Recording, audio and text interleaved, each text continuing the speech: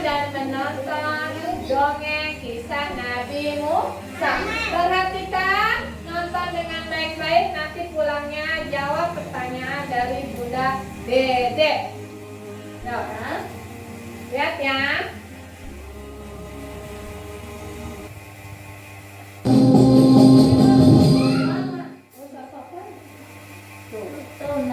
Musa alaihi salam. Dan dalam Al-Quran, surat Al-Qasas ayat 7 hingga ayat 13, diceritakan bahwa saat Musa masih bayi, ibu Nabi Musa diperintahkan Allah Subhanahu wa Ta'ala untuk menghanyutkan bayinya ke sungai Nil. Hingga akhirnya bayi Musa ditemukan oleh keluarga Fir'aun dan diangkat menjadi anak yang kelak saat dewasa menghancurkan kekuasaan Fir'aun. Musa lahir di Mesir pada masa pemerintahan Fir'aun. Fir'aun adalah raja yang sangat sombong dan semena-mena terhadap rakyatnya. Bahkan ia mengaku sebagai Tuhan. Penduduk Mesir sebagian besar adalah bangsa Kipti. Selain itu juga banyak dari kalangan Bani Israel.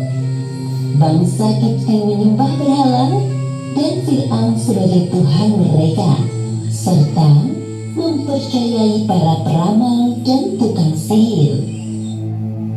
Pada suatu hari, para peramal kepercayaan Fir'aun datang ke istana. Wahai Fir'aun, kami datang membawa kabar buruk untukmu. Cepat, katakan apa itu? Ramalan kami mengatakan bahwa tak lama lagi akan lahir seorang anak laki-laki dari Bani Israel yang kelak saat dewasa dia akan menjadikan kekuasaanmu. Apa maksud ucapan kalian? Kami melihat hal buruk menimpamu di masa akan datang. Sebaiknya kita bersiap-siap sebelum bayi laki-laki itu lahir. Fir'aun bersama para peramalnya mengadakan rapat. Muncul keputusan bahwa setiap wanita yang melahirkan bayi laki-laki pada tahun ini, maka bayinya harus dibunuh. Fir'aun telah menyiapkan al-Guju untuk membunuh para bayi laki-laki yang baru dilahirkan. Sementara itu, Ibu Musa sangat khawatir jika anak yang dikandungnya adalah bayi laki-laki. Tibalah hari yang dinanti-nantikan. Ternyata bayi yang dilahirkan Ibu Musa adalah bayi laki-laki. Perasaan Ibu Musa campur aduk antara senang dan sedih. Pada saat itu, ia mendapatkan ilham dari Allah. Seperti yang disebutkan dalam Al-Quran, surat Al-Qasas ayat 7. Dan kami ilhamkan kepada Ibu Musa, susuilah dia, dan apabila kamu khawatir terhadapnya, maka jatuhkanlah dia ke sungai Nil. Dan janganlah kamu khawatir, dan janganlah pula bersedih hati, karena sesungguhnya kami akan mengembalikannya kepadamu dan menjadikannya salah seorang dari para rasul. Ya Allah, hamba titipkan anak ini padamu. Hamba mohon jaga dan lindungi dia. Ibu Musa menyuruh kakak perempuan Musa untuk mengikuti kemana arah peti itu berlabuh. Ternyata peti itu sampai ke istana kerajaan Fir'aun dan ditemukan oleh istri Fir'aun. Wahai bayi laki-laki yang tampan, telah lama sekali aku menginginkan kehadiran seorang putra, dan sekarang kau hadir di hadapanku. Asya sangat senang dan membawa bayi Musa ke hadapan suaminya. Wahai suamiku tersayang, lihatlah apa yang aku bawa. Bayi siapa itu? Bayi laki-laki ini ditemukan para dalang di sekitar istana. Aku mohon padamu, anggaplah dia menjadi anak kita. Kau tidak sedang bercanda bukan? Bayi laki-laki? Apakah kau lupa akan peraturan yang telah dibuat? Wahai suamiku, jangan kau bunuh bayi ini. Melihat bayi ini, hatiku sangat bahagia. Ia adalah penghibur bagi kita, wahai suamiku. Itu bagimu, namun tidak bagiku. Setelah perdebatan yang cukup panjang, akhirnya hati Fir'aun luluh juga saat melihat bayi Musa. Asia sangat senang dan segera mencari ibu susu untuk bayi Musa.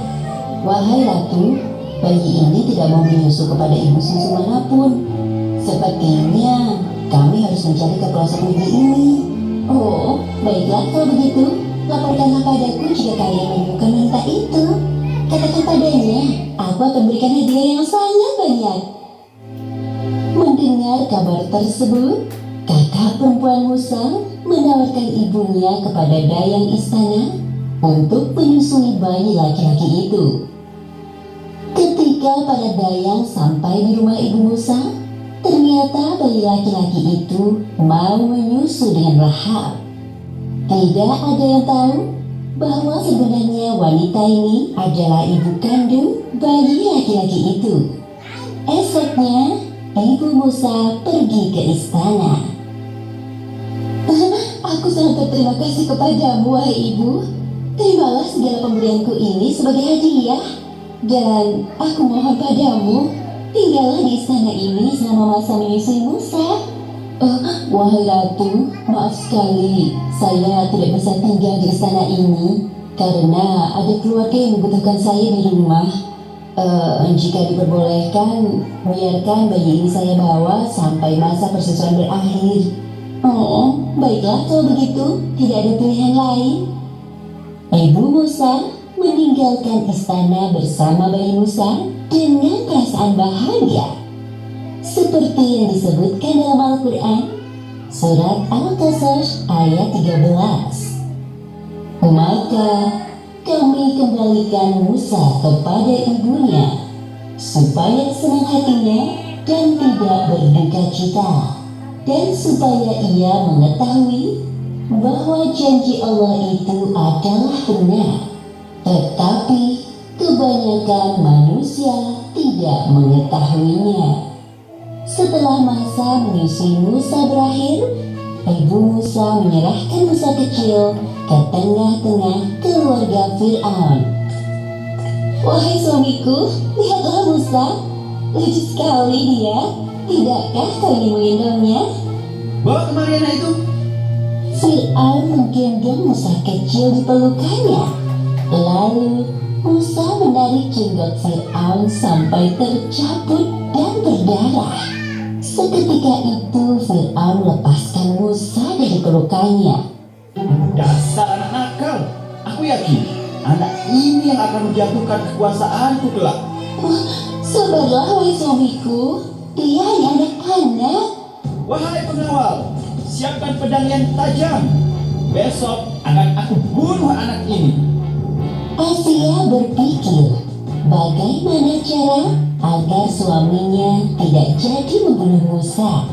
Kemudian Asia mendapatkan sebuah ide.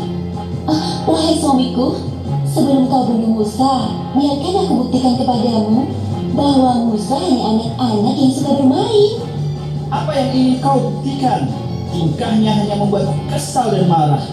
Asia menyiapkan sepiring roti dan bara api. Lalu dia menyuruh Musa memilih salah satu di antara keduanya. Ternyata Musa kecil memasukkan bara api ke dalam mulutnya.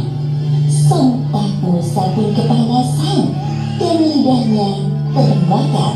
Perhatikanlah wahai suamiku, jikalau Musa yang sudah bisa berpikir, tentu dia akan memilih roti yang lezat itu. Tolong urungkanlah niatmu untuk membunuhnya. Dari peristiwa itu, Fir'aun percaya bahwa Musa hanyalah anak-anak seperti pada umumnya. Lalu Musa kecil diasuh keluarga Fir'aun sampai usianya beranjak. Kisah ini disebut disebutkan di Al-Quran surat Al-Qasas ayat 14 hingga ayat 28. Diceritakan bahwa selama tinggal di istana Fir'aun, Musa mempelajari berbagai ilmu pengetahuan. Musa dewasa tumbuh menjadi orang yang cerdas dan tahu bahwa dirinya bukanlah anak Fir'aun, melainkan keturunan dari Bani Israel. Demikianlah cara Allah memberikan pengetahuan kepada Musa yang kelak akan menghancurkan kekuasaan Fir'aun. Ketika sedang berjalan-jalan, Musa melihat dua orang laki-laki sedang berkelahi. Satu orang Kipti, yaitu penduduk asli Mesir, dan satunya lagi dari kalangan Bani Israel.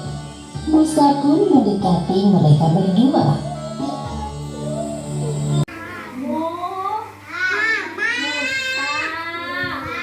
Nabi Musa. Nah, Nabi Musa itu masih bayinya sudah dibuang sama ibunya kemana? Sungai. Karena ya kalau anaknya laki-laki itu harus dibunuh sama Fir'aun. Jadi namanya Nabi Musa takut. Akhirnya Nabi Musa dibuang ke sungai ya sayang ya. Terus siapa yang mengambil Nabi Musa masih bayi? Siapa? Mamahnya atau istrinya siapa? Fir'aun. Ada yang tahu namanya siapa? Fir'aun. Ya, namanya siapa istrinya